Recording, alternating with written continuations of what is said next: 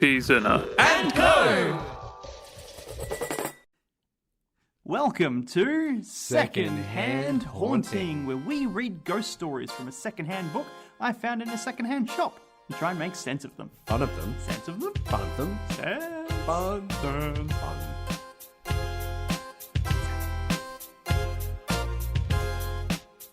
Hey, Ollie. Hey, Callum.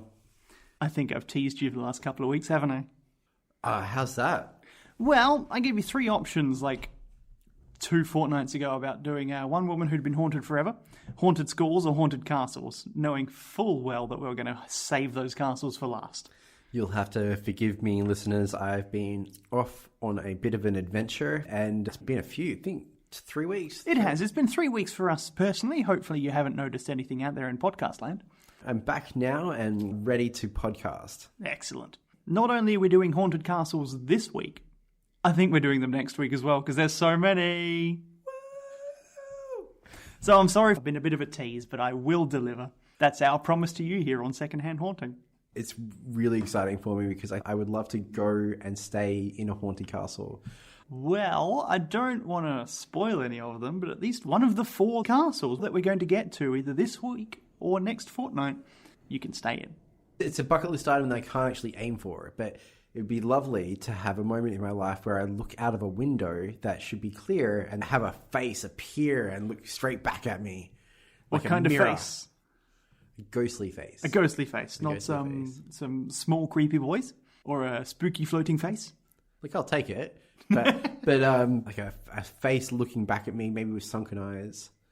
That just describes the reflection I'd be seeing in the mirror when I look out at 3 a.m., but you do you. So, shall we get into some haunted castles from the book True Irish Ghost Stories by John Seymour and Harry Neligan? Looking forward to it. Did you notice how I didn't have to look at the front of the book this time? So familiar with the material. Yeah, I'm getting professional.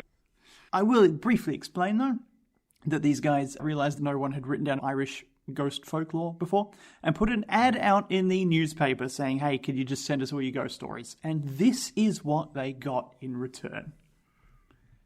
In one of the most southern counties of Ireland, for unfortunately we are precluded from giving any closer indication of the place. Little editor's note here. They try and anonymise things where it would perhaps compromise someone in real life.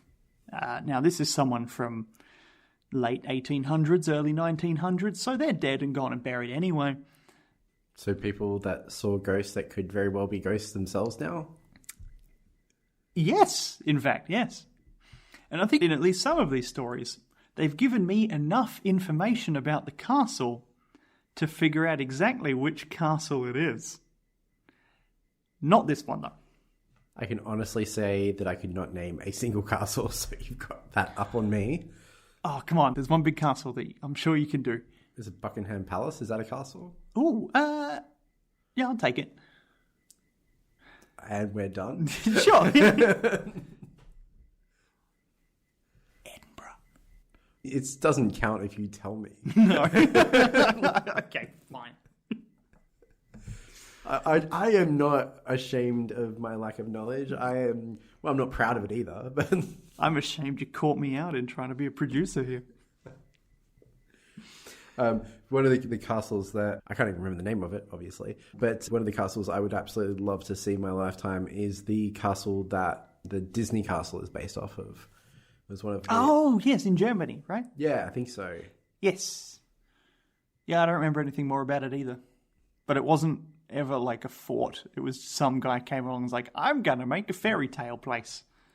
Really? Yeah. Oh, okay. Yeah, I think it was built quite late and intentionally as like a rich person's Trump Towers back in the 1800s. Oh, well, that takes all the fun out of it. Sorry. Editor's note, we're talking about Neuschwanstein Castle here, which was built for King Ludwig II of Bavaria, but he died in 1886 before the castle could be completed, and it was immediately turned into a tourist attraction. There stands a castle, not hoary with age, but a modern antique, though as stoutly and strongly built as if it dated from the days of yore. Now, I'm just briefly going to pause there and say that you may not have heard the phrase hoary before. Well, no, you might have in a few different contexts, but in this case, they mean it's grey, old, and overused. Ah. Yes. Makes sense. Yeah. So it's not an old, decrepit castle. It's one that's been kept up quite nicely. You got my joke, right? Huh? No, it's fine. Oh, gross. Which is said to have been erected by an eccentric... Let me try that again. Which is said to have been erected by an eccentric member of a titled family. Do you need a minute? I'm gonna say a joke. Feel free to cut this out. Sometimes it takes me twice to get erected too. Oh my God. Sorry, Uncle Graham. That's staying in. This castle is surrounded by a spacious walled-in courtyard, to which admission is obtained through a large gateway. The entrance door of this castle is approached by 2 or 3 steps. On entering, the visitor finds that a flight of steps to his left leads down to a basement or cellar. A short straight flight of stone steps to his right conducts him to the hall, while the upper stories are reached by a stone staircase, not spiral, as is usually the case, but straight, though the flights go in a somewhat zigzag manner. Yeah, I'm sorry, listener, this was not enough information for me to figure out exactly what castle in Ireland this was. So you were able to get the name of the castle from the stairs? No, not this one. Okay. No.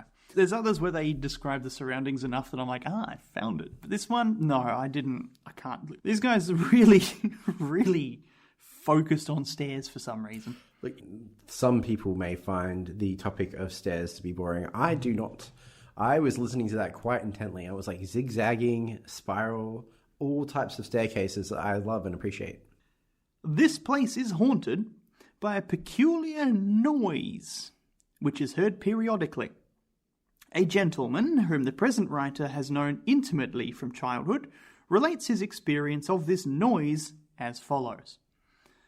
So we have some information there that the guy who wrote in to Harry Neligan or John Seymour is known to Harry Neligan or John Seymour. The plot thickens? It's almost like when they started writing this book, they went to their friends first and said, hey, can you write some guff to put in our book? Balderdash.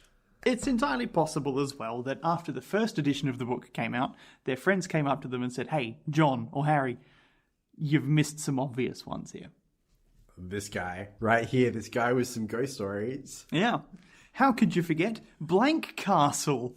I kid you not, I've not told my own personal ghost story yet on this podcast. No, not yet. I didn't even know if it will ever come up. I have to put my own stories aside to honour the secondhand books. Sometime we will do a first-hand haunting, like, Patreon thing, but we've got a whole Patreon to set up first, so we'll get there. First-hand haunting. My regiment went out for training every summer to this castle, and our tents were pitched inside the courtyard. One night, 2 or 3 other officers and myself were standing in the courtyard chatting before retiring to our respective tents. We were only a few yards from the entrance door of the castle, and our thoughts were on anything save ghosts. The night was perfectly still. Suddenly, we heard within the castle a most appalling uproar. It sounded exactly as if someone had filled a clothes basket with crockery, and then flung the contents headlong down the stone stairs. Crash, crash, crash. Now, I don't know if you recall me mentioning poltergeists, but yeah, this is another instance of ghosts just throwing crockery around. Crockery ghosts. However, do you think if we read on, we're going to find smashed crockery, or crockery exactly where it should be, or not there at all? It's a great question. Okay, so Last time we encountered a bunch of smashed crockery sounds, it turned out that nothing was smashed. if this was a live-to-air show, I would have a voting system right now. I'm going to say that all the crockery is in the correct place and there's no sign of anything. Alrighty. Answers locked in. The imaginary china, so it doesn't exist at all, seemed to be rattling and leaping from step to step until it reached the hall, or thereabouts, when it ceased as suddenly as it began. On the moment, we determined to investigate the matter. We rushed to the entrance door, but finding this locked, managed to make our way in through a window. I don't know about you, but I don't think a castle's windows should be easily breached. I'm also wondering whether or not it's a great reason to break into a castle and then turn around and say, well, look, we heard the ghost. We had to go in. There might have been smashed china. We weren't looking to take the silverware. I feel like that makes me sound like I have a dim view of humanity. Nah, just the military. We then closely examined the entire building from top to bottom, but found nothing out of place or damaged. Some of the rooms were used as offices by us, and the furniture was not stirred. There was even some china belonging to the regiment stored there, and this we found absolutely intact. All right, Ollie, I'll pay it. The china was there and it's unharmed. And then they stole it. Well, it was theirs. Oh, wait, what? Well, it's the regiment's china. So I guess Okay. that the regiment brought a bunch of cups and plates and stuff with them. Okay. And it's safe. It's fine. Okay, Nothing smashed. so they did have a way in. They didn't need to break through a window. Oh, yeah. Oh, that's weird. Huh. It even says that he was hanging around with some officers who you would assume have the key to the door, right? Mm. Or maybe just not that room. Well, I mean, surely we're talking about the front door where... I'm not sure if I necessarily want to, debate the... Yeah, no, it's odd, and it's probably never going to be explained, so we should probably continue, right? Yeah. But all I will say is that they broke in through a means that they apparently needed to break in through. Well, they just went in through the window, not necessarily broke it. I don't know if the castle has window panes or just holes. Sure, okay. But, if your window is open and you're not home and someone jumps through your window, you're not like, oh, they didn't break in. I left my window open. They've entered, just not broken and entered. Sorry, I didn't know we were taking a particular... But also, from the sounds of it, it seems like a training castle. Like, the castle must be owned by the military or something, right? Because they're doing, training exercises in the courtyard. But maybe, there was contraband in the house that had been locked away by one of the officers. And then they got into the castle without breaking anything to get said contraband, is all I'm saying. So these imaginary smashings is a ruse for a sneaky Ocean's 11 style castle theft. Exactly. Okay. Or it was a poltergeist that just needed some company. I don't know about you, but I would get lonely. As a poltergeist? Unless there was other poltergeists in the house with me. Or what if I didn't get along with them? Could you imagine being stuck with other poltergeists that you don't get along with and you couldn't leave the house? Oh, what a time. Oh my god, that's worse than hell. And they say hell is other people. Hell is other ghosts. Or is hell supposed to be when you're by yourself? But... I think there can be an argument made for both, to be honest. Does it raise the broader question, though, of can ghosts see other ghosts? They'd have to, wouldn't they? Oh, not necessarily. Oh, God, I never even thought that could be the case. Blowing my frigging mind. Oh, look, should we just move on with what is absolutely not quite so existentially draining? Oh, yeah, the actual story, yes. Yeah. My apologies. All right. So we made our way out again, no nearer the solution of the mystery than when we entered. I have heard the noise myself, and so have others on different occasions during our periods of training. It always seemed as if it commenced at the very top of the building, which was 4 stories high, not counting the basement, as well I remember, and continued until it reached the hall or thereabouts. It never appeared to go down into the cellar. So the crashing starts on the top floor of the castle, crashes down 4 floors and stops at ground floor. Is a 4-story castle a castle?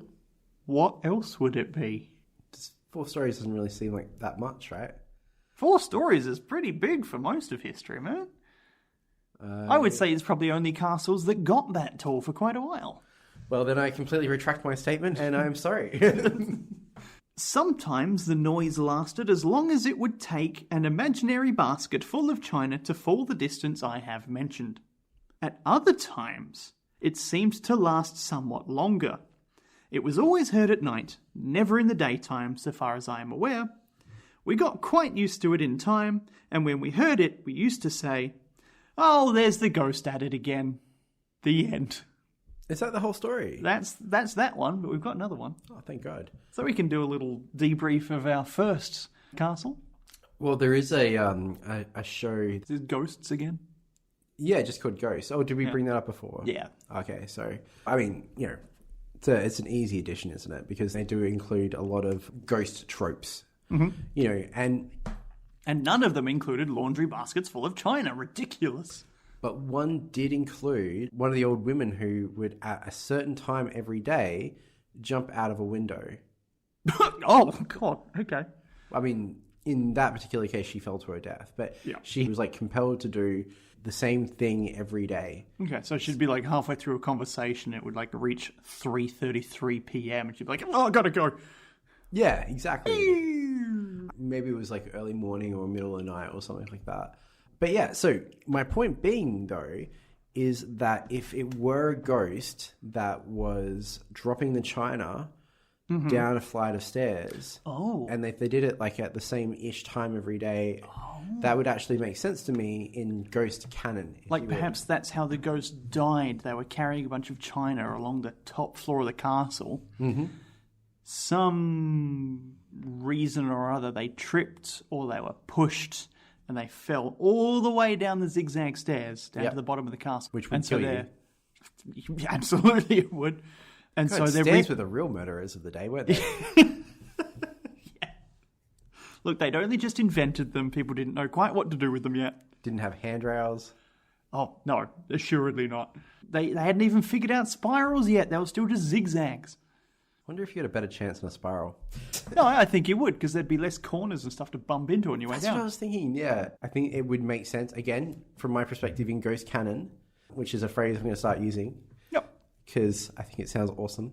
I'll take it. That it would make sense to me that someone would die and then repeat the same thing every day. So maybe they weren't after contraband. Maybe it was the ghost of the broken china. And it was probably, some sort of maid. Oh, yeah, absolutely. Have we had a ghost of a highborn person yet? Oh, yes, we have. We had that librarian who was a priest. That was quite a notable man who probably didn't do his own dirty work. But he also did take care of the library, so... Yeah, I'm not feeling highborn. I think there's some stories where we could have had some highborns, potentially. Well, I do hope that we have some sort of landed gentry end up a ghost in one of the next 3 stories. One of which we'll be getting to this episode. Before we go on, it makes me wonder whether you'd be more likely to be a ghost if you're just a little bit bitter.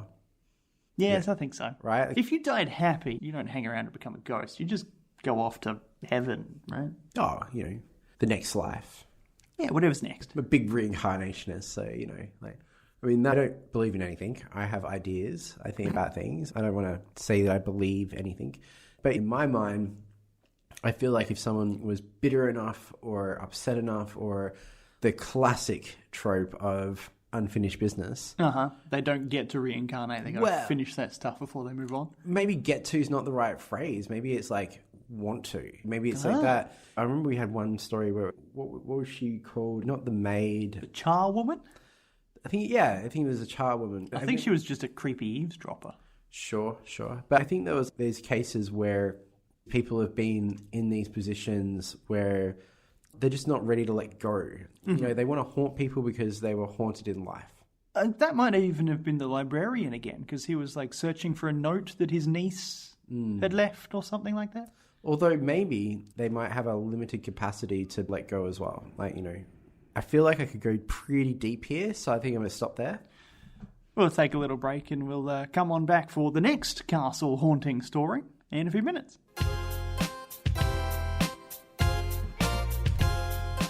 Hey, welcome back to Secondhand Haunting, where we are going to delve into the second haunted castle story for this fortnight. We have Callum reading the book, Ollie doing his best to make sense of this nonsense, and Nala in the middle of the table looking like she's going to cause some issues. So let's see how this goes. Nala the cat, by the way. Yes, Nala the cat is our newest... mascot. Yes, show mascot. Hello, Nala. Hi there. I'm always such a baby voice with Nala. I don't even know what the phenomenon comes from, but I'm a regular human being, and then I see Nala and I'm like, Let me posit an alternative. Do you use your Nala voice instead for babies? It's been so long. All right, let's jump in, shall we? This one's a bit longer than the last, but hopefully a little more interesting than smashing plates in laundry baskets. Make it sound like a bad thing. Now, I will reiterate, John Seymour and Harry Neligan have done their best to anonymise some of the people and places in true Irish ghost stories. So this story begins with Kilman Castle. Now, that Kilman is in scare quotes. Did you say scare quotes? Scare quotes, yeah. That's in quotes, anyway. Kilman Castle is not a castle that exists. It is a placeholder name that they are using for a different castle. But I think it comes up a lot, so they wanted to use an actual name. Nala is attempting to read ahead of things. Nala, no spoilers. No, you'll get there when we get there, which will be shortly. Kilman Castle, in the heart of Ireland, the name is obviously a pseudonym, has been described as perhaps the worst haunted mansion in the British Isles. That it deserves this doubtful recommendation we cannot say, but at all events the ordinary reader will be prepared to admit that it contains sufficient ghosts to satisfy the most greedy ghost hunter. Some years ago, the present writer... Sorry, that's... Nala, you're meant to be helping. You're not meant to be attacking me. No.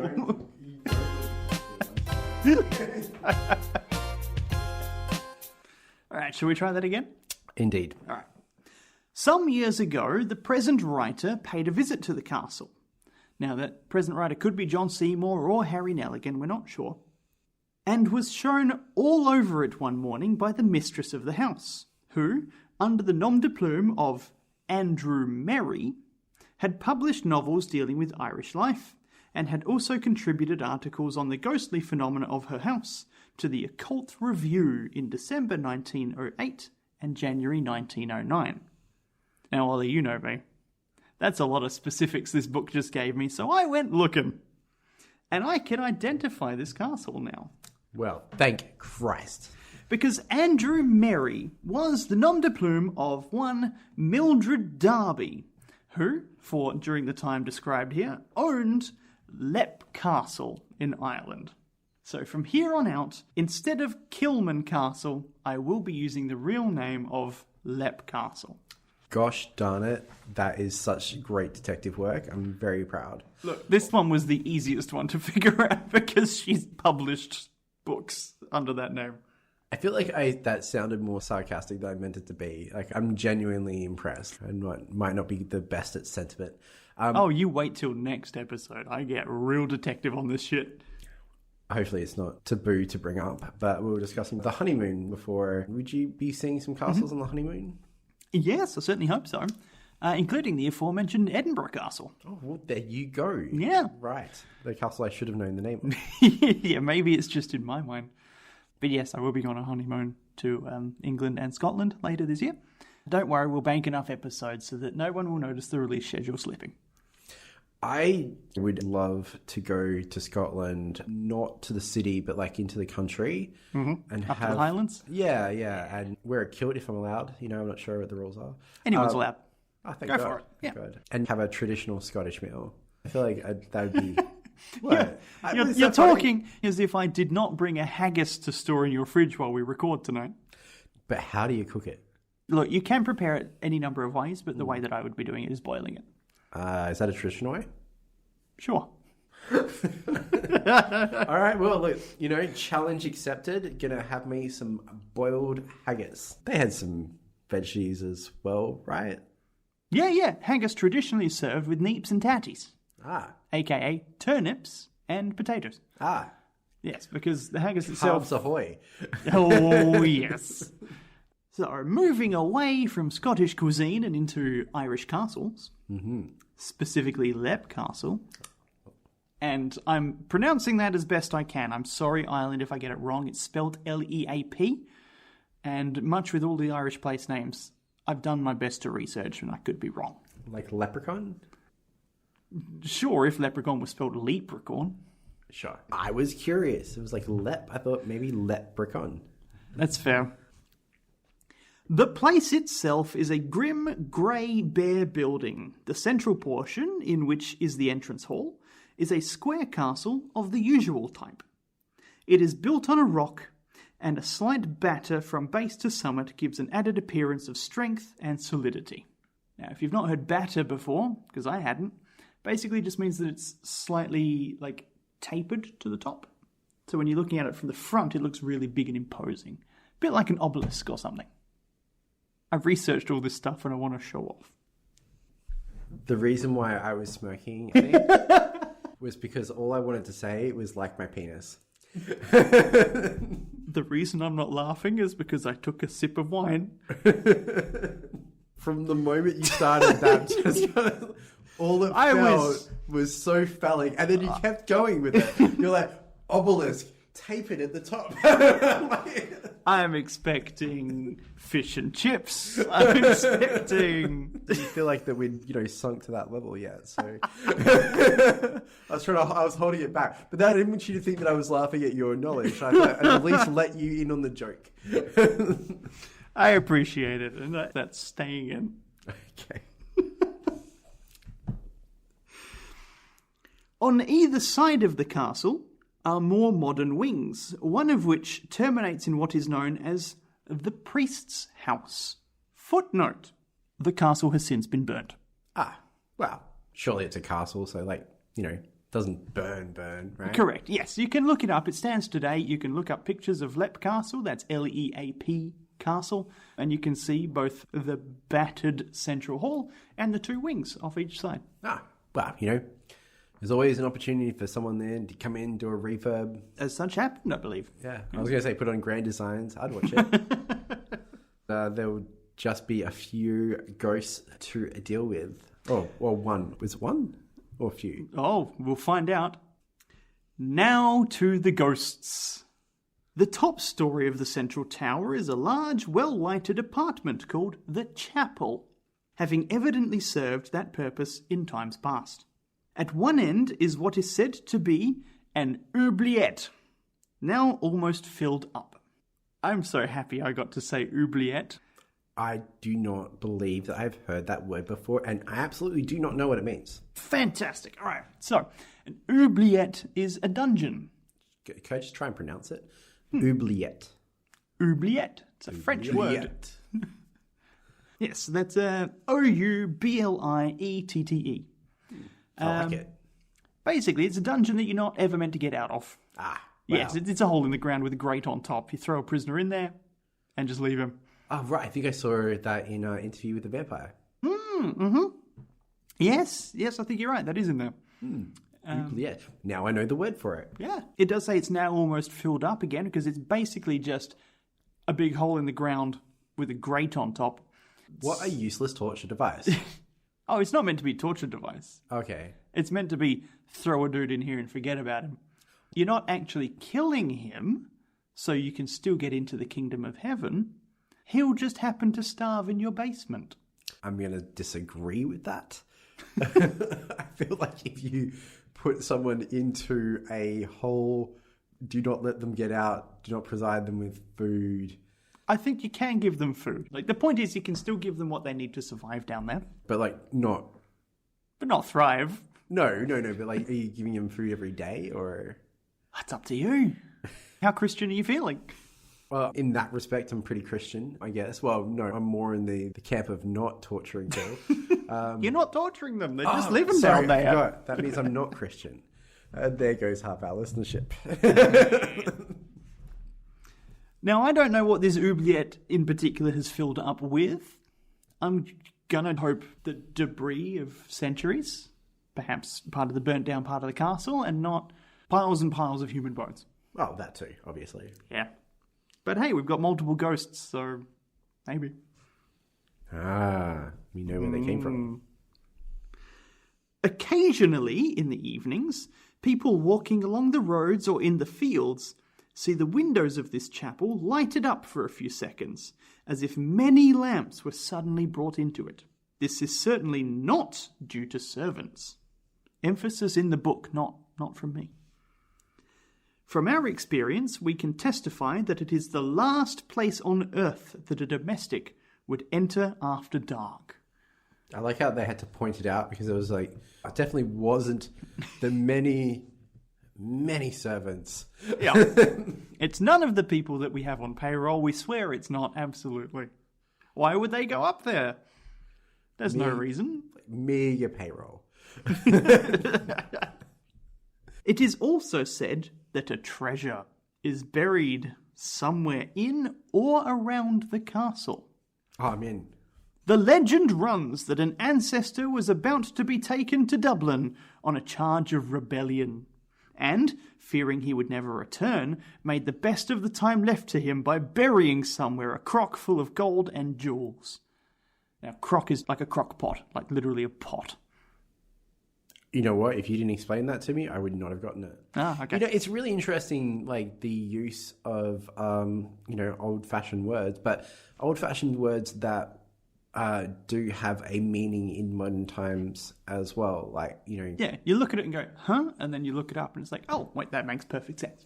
I'm really, really glad that you do the legwork to make sure that we understand these words that you speak. Very briefly, like, I skim this stuff to look for words that I'm not sure about. It's not that I assume you don't know the word. It's that I assume someone out there listening to the podcast might not know the word. Well, look, if you assumed on a lot of those words that I didn't know the meaning of them, you would have been dead right. Oubliette, at the very least. I think they used the phrase oubliette in the film Labyrinth, so that's why I know what that is. Oh, is that the labyrinth, like the babe? Like, yeah, you remind me of the babe. What babe? The babe with the power. What power? The power of the voodoo. What voodoo? No. Oh, no. Almost. Clearly didn't do my research for this song either. Contrary to expectation, he did return, but his long confinement had turned his brain, and he could never remember the spot where he had deposited his treasure years before. The treasure hunt is on, is what I just heard. Yeah, it's odd that it's the owner of the treasure who's going looking for it though, right? Like normally some guy knows he's going to his death, so he leaves a map for someone else to follow.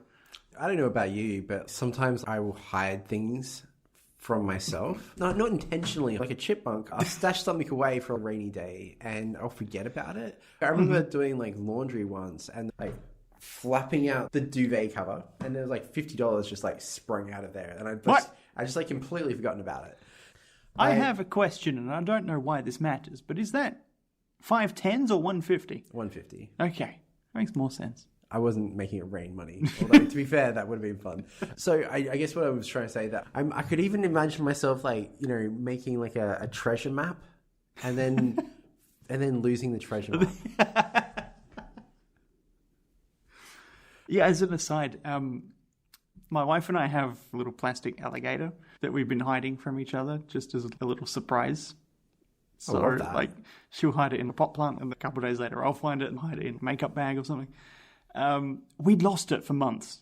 We actually had a conversation weeks ago of like, hey, have you seen the little alligator anywhere recently? Neither of us could remember where it went. Or like who had it last, right? Yeah. Yeah, we've both forgotten, like, I don't even remember where we've hidden it. I found it today in my backpack at work in one of the little pockets, and it was such a joy to find again. I had to take a little picture and send it to her, and now I look forward to hiding it for her.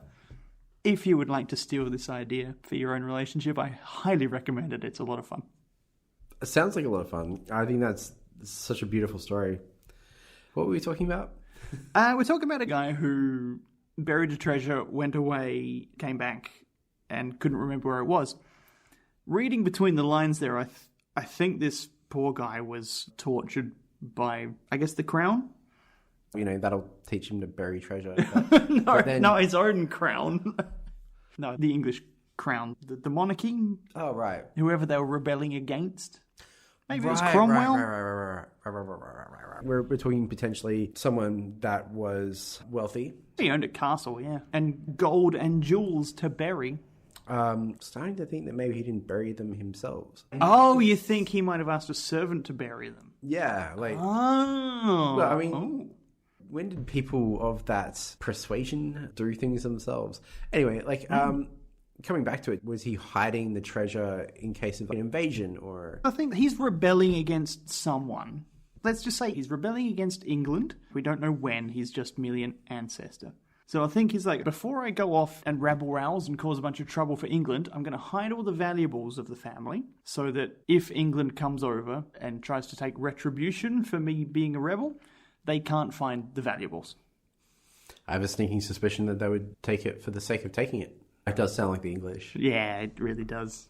But I guess he was he didn't rebel quite as hard as he'd intended, or was just let go for one reason or another. He came back and forgot where he'd buried it. Do you think it'd be funny to do like a medieval version of like Ocean's 11? Oh. I feel like we're starting to drift off a bit here. Okay. Some time ago, a lady, a Miss B, who was decidedly psychic, was invited to Lep Castle in the hope that she would be able to locate the whereabouts of this treasure. In this respect, she failed, unfortunately, but gave, nevertheless, a curious example of her power.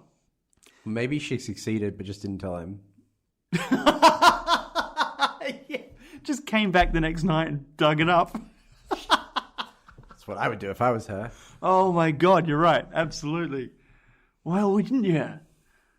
Maybe because you get scared away from the castle due to ghosts, of which we've seen none yet. I was going to say, actually, we were talking about ghosts. I didn't know we were treasure hunters. Well, the psychic found something that wasn't treasure. Perhaps it's a ghost. I feel like I'm leaning into a ghost here, yeah. I mean, we are second-hand haunting, after all. As she walked through the hall with her hostess, she suddenly laid her hand upon a bare stone wall and remarked, "There is something uncanny here, but I don't know what it is." In that very spot, sometime previously, 2 skeletons had been discovered walled up. Whoa. Woo. Now I think that's all we get about the skeletons. But apparently someone walled up 2 skeletons in the wall, and she could tell that they were there. Maybe we should get sound effects for this. Oh, that's a no. Look at you. Look, don't think I haven't thought about it. Don't think I haven't thought about editing them in before either. But there's a level of naff I don't want to accidentally exceed. Well, that is your call. But please, listeners, imagine a sound effect of rattling bones. Is that like a Merry Melody style, spooky, scary skeletons rattling bone? Maybe. Yeah? Okay. So I think what I hear is we need a xylophone up in here. Right, okay. Yeah. And Nala needs to play it. That's asking a lot. The sequel to this was curious. Sometime after, Miss B was either trying automatic writing or else was at a seance. We forget which. I assume I don't need to explain what a seance is, but are you familiar with automatic writing? Is that when you put your fingers on the board and it moves around? No, not on a Ouija board. It's when you have like a pen and paper, and you open your mind up to the spirits one way or the other. So That feels like cheating. Ideally get possessed or something and let the spirits control your body and just let your hand write whatever they try and say on the paper. Sure. That's just my Friday night. So that process is called automatic writing. When a message came to her from the unseen, stating that the treasure at Lep Castle was concealed in the chapel under the tessellated pavement near the altar. But this spirit was either a lying spirit or else a most impish one, for there is no trace of an altar, and it is impossible to say from the style of the room where it stood, while the tessellated pavement, if it exists, is so covered with the debris of the former roof that it would be almost impossible to have it thoroughly cleaned. So that didn't really have much of a ghost going on, right? At all. No. There was. in fact no ghost. But You know what? I'm going to throw it out there. That was a letdown. oh, we're not finished. Oh, okay. What? No. Oh, we're still in the same story? We sure are. Oh, okay. My bad. There is, well, a miscellaneous assortment of ghosts. Oh, there better be. A monk with tonsure and cowl walks in at one window of the priest's house and out at another. Wait, hang on. If we're subscribing to the theory of a ghost is like a replay of what that person did in life or close to their death, why would he be coming in and out of windows? First of all, I definitely didn't subscribe to that. Okay, well, I am, but so I guess my assertion was that it could be a part of their routine but wouldn't make up the whole. Oh, maybe he was like cleaning one window and then walked over to another one to clean that window? Or and maybe they do that, like part of their day, but the rest of the day they just still, haunt. Yeah. Okay, I'll pay that. Anyway, so we've got a monk, it's a ghost, walks through walls, love it. Oh, we're moving away from him immediately. Okay. There is also a little old man dressed in the antique garb of a green cutaway coat, knee breeches, and buckled shoes. Do you recognize that garb, Ollie? Gardener? No, it's pretty similar to something you mentioned earlier this very episode. Well, then I am at a loss. It's rather apt that he's come from Lep Castle. Oh, he's a leprechaun? It sounds like a leprechaun to me. It sounds like a leprechaun. Yeah, man. A green cutaway coat, knee breeches, and buckled shoes. I knew it. And he's a little old man. Told you. He is sometimes accompanied by an old lady in similar old-fashioned costume. Is that the leprechaun's wife? I guess. Is there a Mrs. Leprechaun?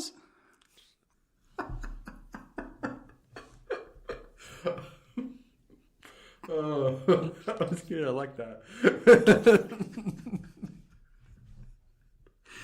Well, he was probably there to find the gold too. Oh, shit. Do you think it is that? Could it be the same ancestor? Could be. That was a rebel? Oh, I don't know. That would be...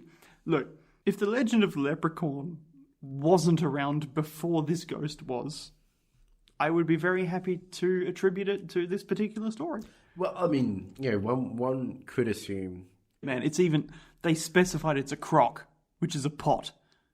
It's a pot of gold. It is a pot of gold. Gold. So a leprechaun looking for a pot of gold. I freaking knew it. Oh my god.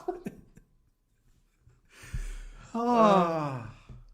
This is where the whole freaking thing came from. Maybe. We are finding the origins of the leprechauns. I was literally about to say that all stories have origins. We've just found it. We found what leprechauns don't exist.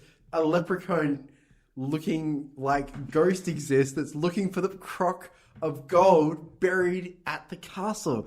Oh, it all makes sense now. Do you want to know more about this leprechaun? Yes, I do. Too bad. Another ghost has a penchant for lying on the bed beside its lawful and earthly occupant. Nothing is seen, but a great weight is felt, and a consequent deep impression made on the bedclothes. Cool. Yeah. Cool. Do I need to describe the fact that bedclothes is just the collective term for bed sheets? I don't know. I didn't know that. I thought they were just messy. Oh, right, yeah. I guess we've all been at that point in like our teens. Throwing clothes in the bed. When half the bed is I kid you not. It's funny. Honest to God, sometimes we forget how English has evolved so substantially over the years. Yeah. English is a... it's a living language. Sure. Complicated. I always wonder what it would be like learning it as another language without the context of all the years of having to live with English. I've spent more than 10 years working with students who have English as a second language. Much of that while they're actively attempting to learn English. And I would not want to be in their shoes, buckled or no. The lady of the house states that she has a number of letters from friends in which they relate the supernatural experiences they had while staying at the castle. Now, I'm just going to rewind a bit because it's been a little while and reiterate that the lady of the house that we're talking about here is Mildred Darby, who made a living writing ghost stories and attracting tourists to her particular castle. So no vested interest. No, not at all. And I'm sure everything we've heard so far is 100% accurate, including the treasure story. Didn't make any living from this at all. No, not, fair enough. Not at all. Didn't use it to pay the taxes or mortgage on her castle. Or... Do you know what? Not hating. If she keeps the castle running, and if she does it on ghost stories, yeah, I'm in. You know, I cannot be mad at Mildred. Good on her. Go Mildred. I believe she even renovated it. Like, not renovated, restored it. After it had been burnt down, she helped get it all back up and running again, so... Threw some tapestries on the wall. Not 3 cheers, but 1 cheers to Mildred. To Mildred. And her tapestries. In my mind, when she restored the castle, that was like the only thing she did. Just put some shit on the walls. Done. I mean, like, apart from that, it was just stone anyway, right? Like... In one of these, the writer, a gentleman, was awakened one night by an extraordinary feeling of intense cold at his heart. Have you ever noticed that, like, they often describe gentlemen as people that are also actively violent? Oh, I thought you were going to say actively having a heart attack. Oh. No, actively violent. You know, like gentlemen that have gentlemanly battles, or what's the word I'm looking for? Duels. Oh, the gentleman's jewels between his legs. Yeah. Or have I misinterpreted the word? What? I don't know what gentleman meant 100 years ago in Ireland is the thing. I think it's very much more straightforward in terms of meaning to fine upstanding citizen. But more than that, probably one who is of noble birth. So, this gentleman woke up in the middle of the night feeling that his heart was cold. And from my perspective, I think, oh no, perhaps he needs medical attention. I thought it was like Scrooge. Could be that too. And he needed his heart warmed. Yeah. Well, he's about to see possibly at least one ghost. Let's see what happens. He then saw in front of him a tall female figure clothed from head to foot in red, and with its right hand raised menacingly in the air. The light which illuminated the figure was from within. That doesn't sound like a Christmas carol, does it? A saucy one. Oh. I mean, I'm sorry, but we don't have to play it out if that's what you got. No, it's like that joke stood for itself. We have instead of the ghost of Christmas future, it's the ghost of Christmas coming. Oh, he played it out. He lit a match and sprang out of the bed, but the room was empty. He went back to bed and saw nothing more that night, except that several times the same cold feeling gripped his heart, though the touch of the flesh was quite warm. What? Oh, okay. I think it's just saying that whilst his heart felt cold, when he touched his actual chest, it was as warm as it ever was. Probably because he was having a heart attack. Yeah, I think so. But of all the ghosts in that well-haunted house, the most unpleasant is that inexplicable thing that is usually called it. The lady of the house described to the present writer her personal experience of this phantom. High up round one side of the hall runs a gallery which connects with some of the bedrooms. One evening, she was in this gallery leaning on the balustrade and looking down into the hall. Suddenly, she felt 2 hands laid on her shoulders. She turned round sharply and saw it standing close beside her. She described it as being human in shape and about 4 feet high. The eyes were like 2 black holes in the face, and the whole figure seemed as if it were made of grey cotton wool, while it was accompanied by the most appalling stench, such as would come from a decaying human body. The lady got a shock, from which she did not recover for a long time. The end. What does that mean? Like she was just laid out for a bit? Yeah, I don't know. She was just a bit shocked by what she saw or felt. I don't even know how long a long time was. Just imagining her on a chaise longue for days. Oh, I am so shocked. She's lying down, relaxing. Servants are bringing her whatever she needs while she's typing out on a typewriter this story, which she then published in the local gazette or as its own book or whatnot. Yeah, perfect. Because that is exactly where my imagination was we cannot forget that this woman owned the house and used it as a tourist trap and published a bunch of stories to get people to come and stay with her. But pretty good imagination. If this was untrue. Look, I want to visit. I want to see it. I want to experience the ghosts. I want to feel the skeletons within the walls. I want to randomly dig for the treasure.